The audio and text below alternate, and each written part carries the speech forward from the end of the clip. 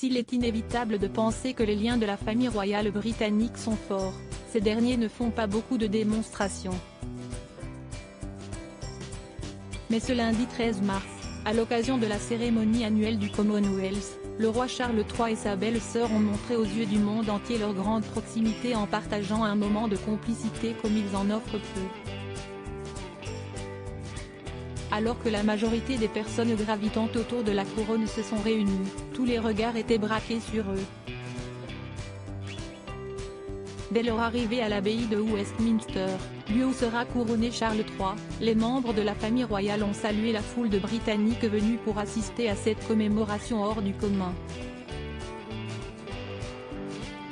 Au moment de prendre place au sein de l'édifice religieux, les plus attentifs ont pu remarquer que Sophie de Wessex avait donné un petit coup d'épaule plein d'affection au nouveau roi d'Angleterre, qui semblait heureux de ce geste d'attention de la part de sa belle-sœur.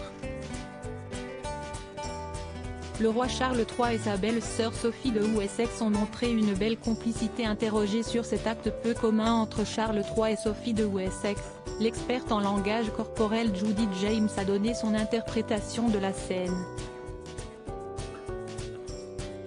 Sophie s'est penchée vers Charles pour lui donner un coup d'épaule très enjoué, accompagné d'un sourire très significatif. C'était probablement la première fois que l'on voyait un tel geste lors d'un événement public officiel comme celui-ci. Les deux protagonistes ont aussi été aperçus en train d'échanger de nombreux sourires. Si cette journée pouvait sembler parfaite pour les membres de la famille royale, cette nouvelle démonstration publique a une nouvelle fois été entachée par quelques manifestants.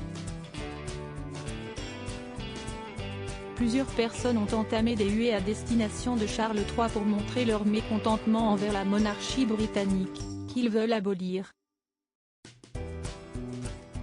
Mais comme à son habitude, la couronne a fait comme si de rien n'était.